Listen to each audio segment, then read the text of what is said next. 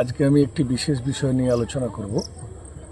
আপনারা দেখতেই পাচ্ছেন আমি একটি গ্রামের রাস্তায় রয়েছি এবং ধীরে ধীরে অন্ধকার নামছে, সন্ধ্যা নামছে।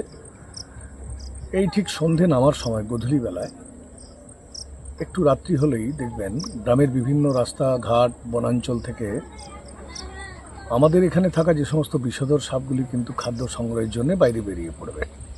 গোখরো, কেউটে, কালাচ এবং সেই সঙ্গে চন্দ্রগোড়া। আপনারা প্রত্যেকেই জানেন মানুষ সাপের খাদ্য নয়, সাপের খাদ্য তালিকা সম্পূর্ণ ভিন্ন। ইঁদুর, ব্যাঙ, সাপের অন্যান্য সাপের বাচ্চা, নিজের সাপের ডিম, নিজের সাপের বাচ্চা, টিকটিকি, গিরগিটি, এই সমস্ত নানান রকমের কীটপতঙ্গ খেয়ে ওরা বেঁচে থাকে। ওরা ওদের জীববৈচিত্র্যের প্রেক্ষিতেই গ্রামের বিভিন্ন জায়গায় বসবাস করে, ফলে ওদের খাদ্য সংগ্রহ করা, ওদের বেঁচে থাকাটা ওদের মতোই। আমরা যখন রাস্তাঘাট দিয়ে চলাচল করি, অন্ধকারে চললে হঠাৎ ওদের গায়ে আমরা প্রেশার দিয়ে ফেলি, চাপ দিয়ে ফেলি, তখনই ওরা আত্মরক্ষার জন্য আমাদেরকে কামড়ে দেয় এবং আমাদেরকে খুব দ্রুততার সঙ্গে হাসপাতালে পৌঁছে যেতে হয়। ওঝার কাছে যাওয়া যায় না।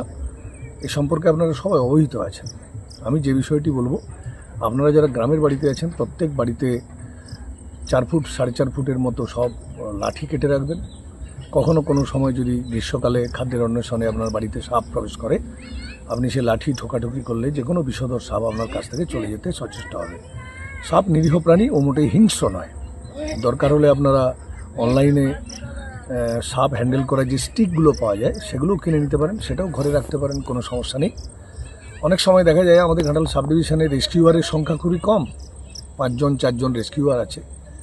অনেক সময় বাড়িতে সাপ ঢুকলে আপনাদেরকে মধ্যরাত্রিতে রেস্কিউয়ারকে ডাকতে হয়, কিন্তু আপনি যদি একটু সাহস অর্জন করেন এবং সাহসিকতার সঙ্গে গামবুট পরে, হাতে গ্লাভস পরে আপনি সাপ হ্যান্ডেল করা স্টিক বা কোনো লাঠি দিয়ে সাপটিকে বাইরে বের করে দেওয়ার জন্য চেষ্টা করেন, কোনো সমস্যা নেই। আমাদের বাড়ির আশেপাশেই প্রচুর সাপ রয়েছে, আমরা খুব একটা গুরুত্ব দিয়ে ভাবি না। ঘরের মধ্যে ঢুকে গেলে আমাদের চিৎকার চেঁচামেচি শুরু হয় এবং আমরা রেস্কিউয়ারদেরকে ডেকে সেই সাপকে রেস্কিউ করতে সাহায্য করি। কিন্তু আপনি যেখানে বসবাস করছেন তার পাশেই প্রচুর সাপ রয়েছে, সব সময় দেখা যায়, অনেক সময় দেখা যায় না। তো আপনাকে সাহসিকতার সঙ্গে কিন্তু সাপকে হ্যান্ডেল করতে শিখতে হবে। সেক্ষেত্রে আপনার সাহসিকতাই আপনার পরিবারের লোকজনকে বাঁচাতে পারে। আবার অনেক সময় এমন জায়গাতে সাপটা ঢুকে গেল, সেখান থেকে আপনি কোনো স্টিক ঢোকাতে পারছেন না বা কোনোভাবেই তাকে বের করতে পারছেন না টেনে হিঁচড়ে, স্বাভাবিকভাবেই তখন আপনি ওর গায়ে একটু জল ছড়িয়ে দিতে পারেন, হালকা হালকা ব্লিচিং পাউডারকে গুলিয়ে একটু ছড়িয়ে দিতে পারেন। এইগুলো স্বাভাবিকভাবে করলে আপনি দেখবেন ও আস্তে আস্তে ও রাস্তাটা করে দিলেই ও অলরেডি সেখান দিয়ে চলে যাবে। ধরে নিন কোনো একটা সময় আপনাকে সাপটা কামড়ে দিলে আপনি যেটা করবেন, ওঝার কাছে একদম যাবেন না। খুব দ্রুততার সঙ্গে 100 মিনিটের মধ্যেই হাসপাতালে যাবেন এবং হাসপাতালে গিয়ে ডাক্তারবাবুকে আপনার সাপে কামড়ানোর পর কী কী উপসর্গ হয়েছে সেগুলো সম্পর্কে বলবেন। বাড়িতে সময় একদম লেট করবেন না। কোনো রকমের জড়িবুটি এই সমস্ত খাবেন না, বাঁধন দেবেন না। এই বিষয়গুলিকে আপনাকে মাথায় রাখতে হবে। এটা রাখলেই আপনি সাপের কামড়ের হাত থেকে বাঁচতে পারবেন। আমাদের খেয়াল রাখতে হবে 100 মিটার রুলসটা হচ্ছে খুব গুরুত্বপূর্ণ। 100 মিনিটের মধ্যে যদি আপনি এভিডেন্সটা নিয়ে নেন, তাহলে স্বাভাবিকভাবেই আপনার সাপের কামড়ানোর হাত থেকে আপনি নিজেকে মুক্ত করতে পারবেন। 100 মিনিটটা হচ্ছে গোল্ডেন টাইম। এই 100 মিনিট হচ্ছে অত্যন্ত গুরুত্বপূর্ণ।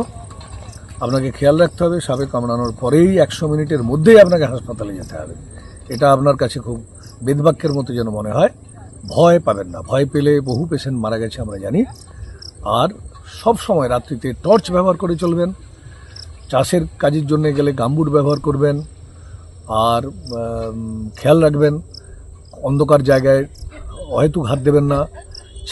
ছোট ছোট বাচ্চারা যখন বাড়ির সামনে ক্রিকেট খেলে, ওই ক্রিকেটের বল যখন কাছের কোনো জঙ্গলে পড়ে যায়, সেখান থেকে লাঠি দিয়ে বলটাকে সংগ্রহ করতে বলবেন। কোনো সময় একদম জঙ্গলের মধ্যে বাচ্চারা যাতে হাত ঢুকিয়ে বলটাকে সংগ্রহ না করে সেদিকে সচেষ্ট হবেন। কারণ এরকম অনেক ঘটনা আমি বলতে পারি।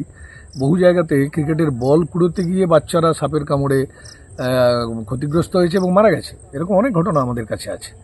ফলে বিষয়গুলো মাথায় রাখতে হবে। আর বাড়িতে এই গ্রীষ্মকালে একদম বিছানা ঝেড়ে শোবেন। ফ্লোর বেডে, মেঝেতে যদি ঘুমান, একদম সুন্দরভাবে মশারিকে টান করে টাঙিয়ে শোবেন। কারণ রাত্রিতে গোখরো এবং কালাচ, এই দুটো সাপ অবারিতভাবে আমাদের চারিদিকে ঘুরে বেড়ায়। যে কোনো সময় ঘরের ভেতর দিয়ে এসে বিছানায় ঢুকে যেতে পারে।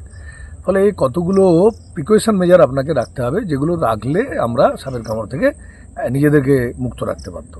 আমাদের বাড়ির আশেপাশে যে সমস্ত ঝোপঝাড় জঙ্গল আছে সেগুলোকে এবার পরিষ্কার করুন। সরু রাস্তায় ঘাস জন্মে গেলে সেই ঘাসগুলোকে কেটে পরিষ্কার করুন।